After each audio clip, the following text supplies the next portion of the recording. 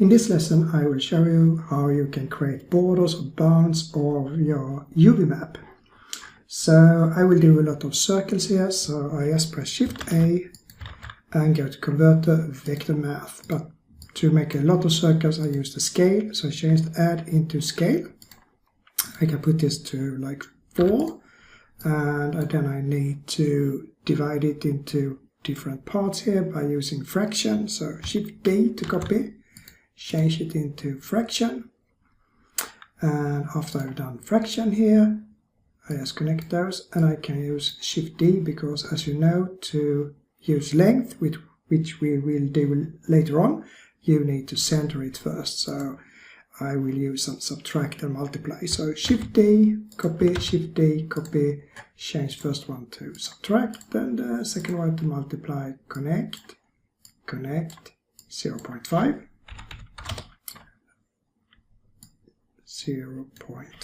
see if I can get this to be 0.5, and 2 of course. So we have that, we put that into this one, and we do a length here, so copy this, Shift D, change it into length, copy, and this will be the result. And to see it more clearly we can use less than here, so Shift A, Converter, Math, and less than, and we can then increase that, so we have it like this. Okay, so my question here is, if I would now put a similar circle like this, but one big circle in here, and I still would like to see those circles that are here, that is, so we have like these are white and the big circle is gray. How should I do that? There is at least 2 ways to do it. So what I can do is that I can do all this stuff again. So I can take this like this, and I can change this UV, or sorry, this scale here in the bottom to 1, and then I take this less than as well. So Shift A, copy down, drag it here. And if I now take that to the surface, you have one big. And now we need to mix it. So to mix it, I can change this to, subtract with 0.5, and then it will be gray. So Shift D, and subtract 0.5. So then we have white here, and we have gray here, and then we can just put the maximum out. So Converter, Math, add, and now let's see if we can find the maximum like this. So now we have one gray circle here, and we have a white circles here. If I now would like to change both of these, so instead of using less than, I use like a power or something like that and subtract to make it smooth. Then I need to do that on both of these. And whatever I do later on, I also need to do this math on both this part here and that part here. And a way to avoid that is to make one UV map that contains both of these, instead of having 2 UV maps that we need to separate or need to combine using this math here, and then we have to do separate math on each of these. So as I said, if I want to soften this one, I need to change this thing here with subtract and power, and I need to change this up here with subtract and power. So I need to do that twice because we have 2 UV maps, and I can do it directly now so you can see how it looks. So Shift A, Converter, Math, and I put in a subtract here, put it to 1, and I change this less than into power. So then you can see now that it's really smooth behind here. So we can then change this a little bit, put it to 0.7 or something, and I will do the same here. So subtract, change this into 1, and I can change this to 0.7 and change this to power. So let's see if we have power here. Yes, and now you can see how it looks. So we had to do it in both, and we also got this that the math on this one also did stuff on everything here, but we had to do it twice.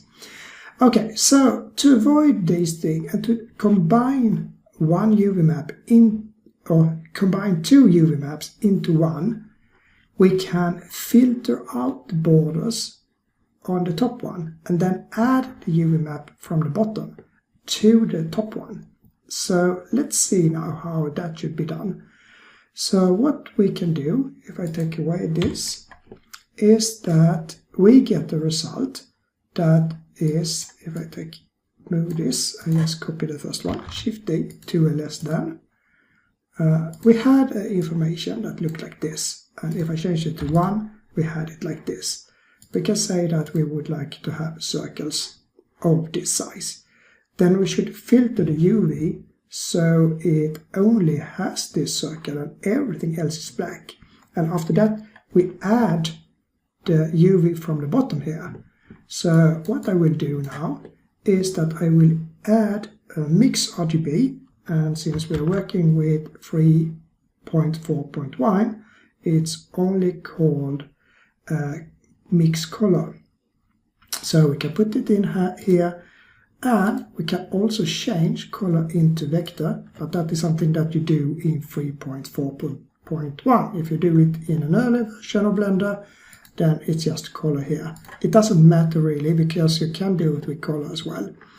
But if I put that in, and I use this less than as a factor here, then I get the result out. So if it's white, which you saw that the circles was, then this is what happens. It should use the B version here. If it's black, then it uses the A version.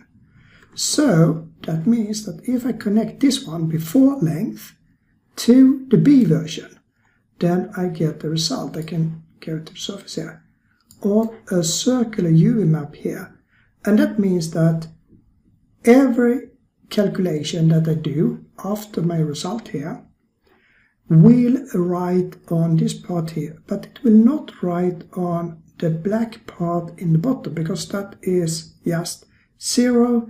It's no UV map. It's have no range. We need a range to create the UV map. And on that black part, we can add the other UV map. So I can take the information that I have here and add it to A. And now you can see I have the UV map for the big circle in the background now. And with the information I now have here from the result, that I can do whatever I want with, and it will still be just circular here. So even if I try to do a squared tile or something, if it goes outside of this border, nothing will happen.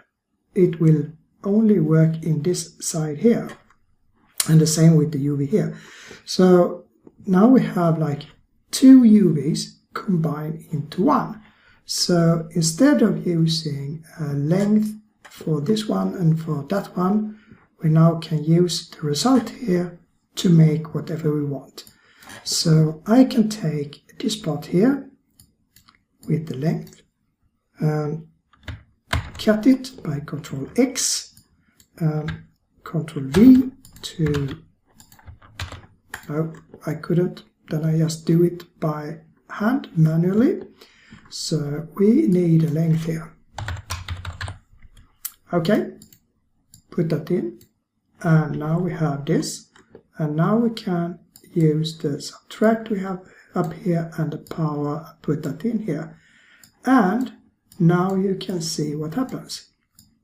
So what we have now is a perfect circle in the bottom. We also have a circular in the front, but if you see now, there is a difference between this and the thing we did where we changed both and then try to combine it later on.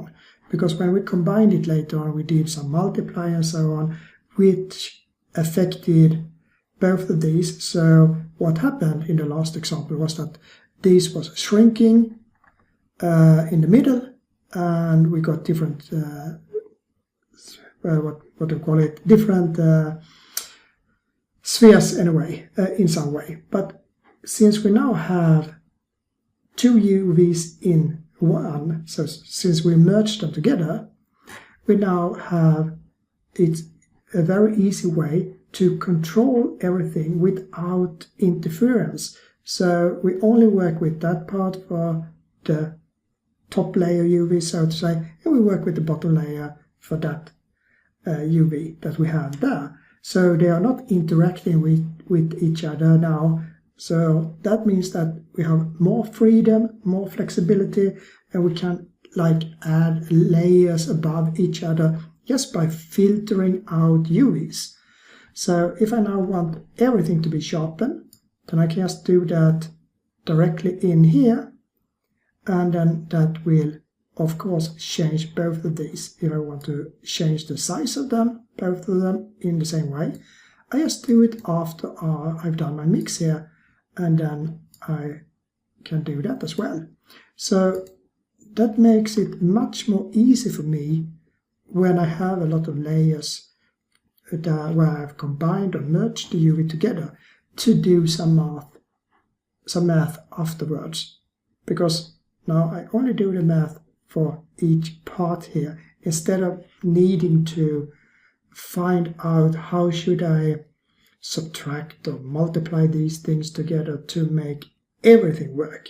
Then I just have to think, okay, I just need to make this a little bit smoother. Okay, then it's just to go in and play with my power, and then everything gets smoother. I don't have to think about, should I maximize, multiply, should I use less than, or what should I do? Because they are like in separate layers. They just do the same math all over without interacting with each other in any way.